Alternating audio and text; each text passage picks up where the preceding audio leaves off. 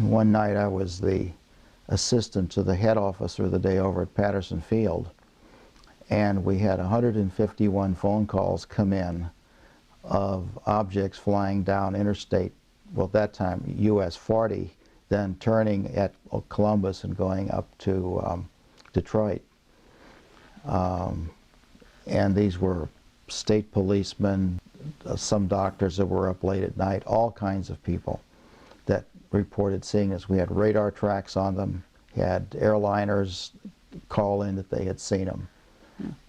Very, very interesting. And each one that called in, I had to run over to FTD and take the thing over. And if I didn't get back in time and the poor colonel got awoken by the next call, I got bawled out. But that was a very interesting night. And these guys, I said, were not, you know, people who weren't used to seeing evidentiary sites and things like that. I mean, they were very clear descriptors of what they saw. Probably more than half of my career I was in projects that were classified or compartmentalized. There's giant triangles that appear over Palmdale that move very slow.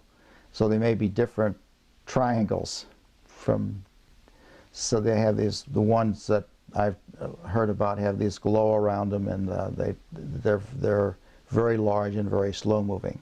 So that's different, I think, than the ones that appear over Belgium and that are very fast moving. The ones that appeared over Belgium that moved very quickly in a few seconds, no, you can't explain that in unconventional physics. Just like if you use, by conventional physics, I mean engines and jet engines and rocket motors and propulsion systems as we know them today. You put fuel in, you burn something, and it produces thrust and it accelerates an object. In that context, no.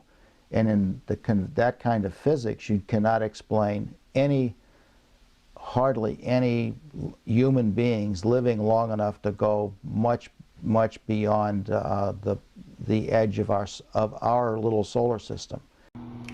According to ex-CEO Ben Rich of Lockheed Martin Skunk Works, quote unquote, "We have had the technology for interstellar travel since 1984, but most of it is locked up in black budget projects, compartmentalized and isolated from all the people who actually work on the individual technologies that have given us extreme advancement in excess of 100 to 150 years of what the public is aware of."